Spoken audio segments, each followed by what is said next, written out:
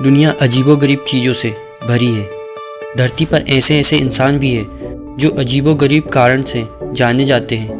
और सबसे ख़ास बात की, इनमें बहुत से लोगों का नाम Guinness book of world record में दर्ज है। ऐसे ही एक शख्स थे फ्रांस के रहने वाले मिचेल लोटिटो, जो अजीबोगरीब चीज़ें खाने के लिए जाने जाते थे। ये ऐसे असामान्य व्यक्ति थे जो पूरा का पूरा हवाई जहाज़ ही खा गए थे। 15 जून 1950 को फ्रांस में मिचेल लोटिटो का जन्म हुआ था। लोटिटो जब 16 साल के थे तभी से वो असामान्य चीज़ें खाने लगे थे। उनकी इस बीमारी को मेडिकल की भाषा में पिका कहा जाता है। यह एक ऐसी बीमारी है जिसमें लोग इंसानी खाने को पचा नहीं पाते। शुरुआत में लोटिटो ने अपने नाखून से लेकर कांच के टुकड़े तक खा जाते थे और उन्हें आसानी से पचा भी लेते थे।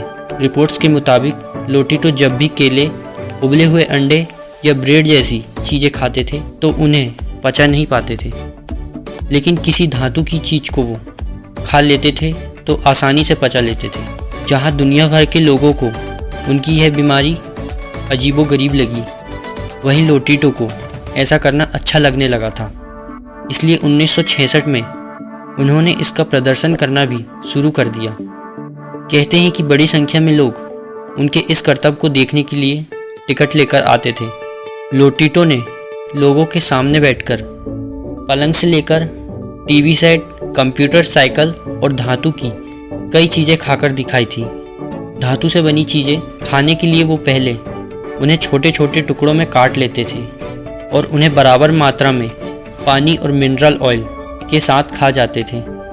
पेट्रोल पीने के पीछे उन्होंने वजह बताई थी कि उससे उनका गला चिकना हो जाता था, जिससे धातु की चीज़ें निगलने में आसानी होती थी।